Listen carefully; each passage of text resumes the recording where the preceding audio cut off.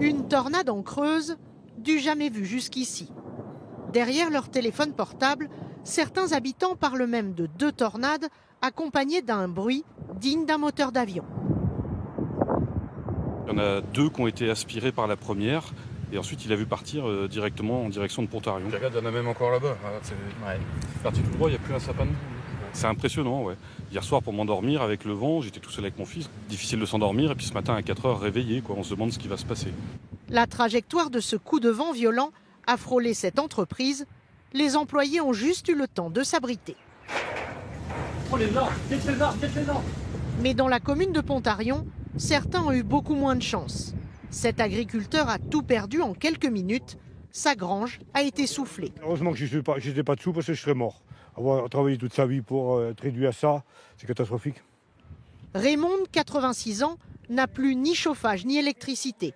Alors dans sa cuisine, elle se raccroche à sa radio. Pontarion est donc particulièrement touché avec des toitures arrachées, des arbres couchés, mais pas de victimes. Un peu plus à ouvrir la porte.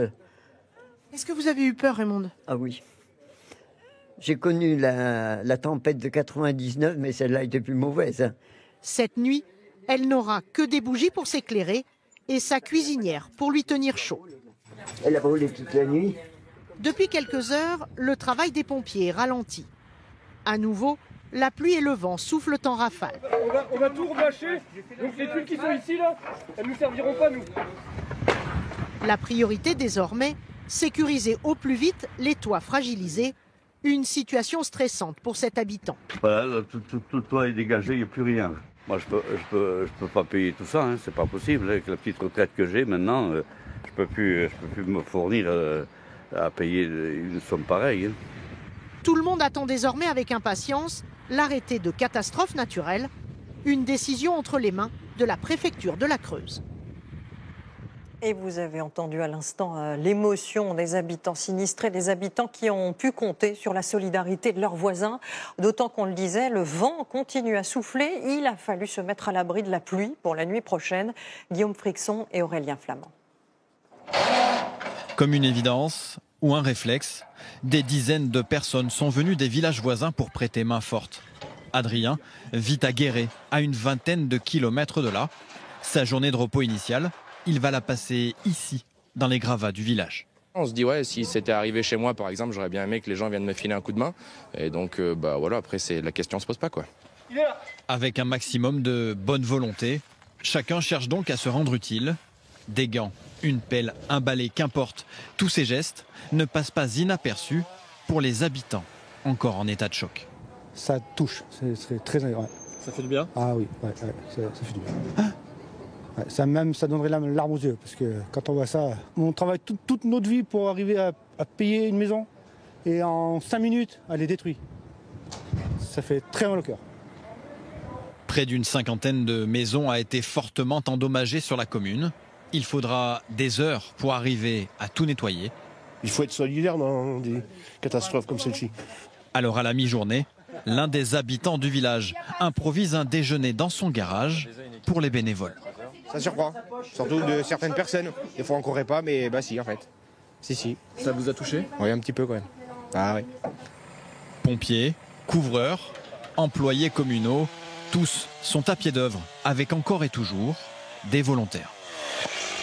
Toutes les entreprises du coin sont venues avec leur personnel, leur matériel, des tuiles, du bois pour réparer, même pas bâcher, vraiment réparer la plupart du temps. Donc ça va très vite, ça vient de partout et ça fait plaisir.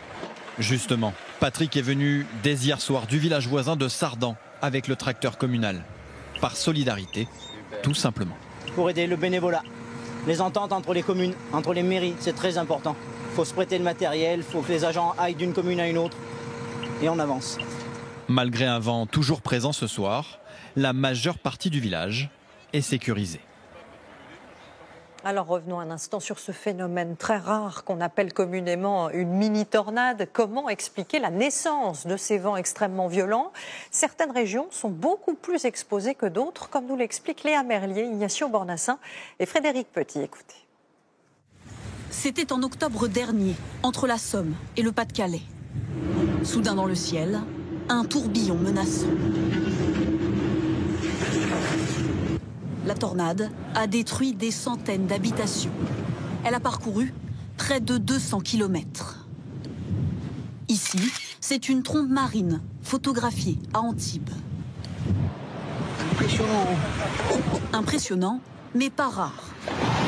En France, on compte une quarantaine de tornades chaque année. Les tornades se forment sous les nuages d'orage les plus développés. Là, on avait un grand écart thermique entre les températures au sol et les températures en altitude. Les deux se rejoignent pour former cette tornade que l'on observe et qui se déplace. Pour qu'elle se forme, une tornade a aussi besoin d'un terrain plat. Les zones les plus à risque sont situées dans des régions à bas relief, principalement dans le nord et l'ouest de la France. Regardez des trucs qui volent! Ces tourbillons ne durent en général que quelques minutes. Leur trajectoire est impossible à anticiper. Si leur nombre est stable ces dernières années, les tornades pourraient devenir de plus en plus violentes, en partie à cause du réchauffement climatique. Dans un climat plus chaud, qui contient plus de vapeur d'eau, on pourrait avoir davantage ces supercellules orageuses qui sont à l'origine de la formation de tornades. Aujourd'hui, il n'existe aucun outil assez précis pour déterminer où et quand une tornade frappera.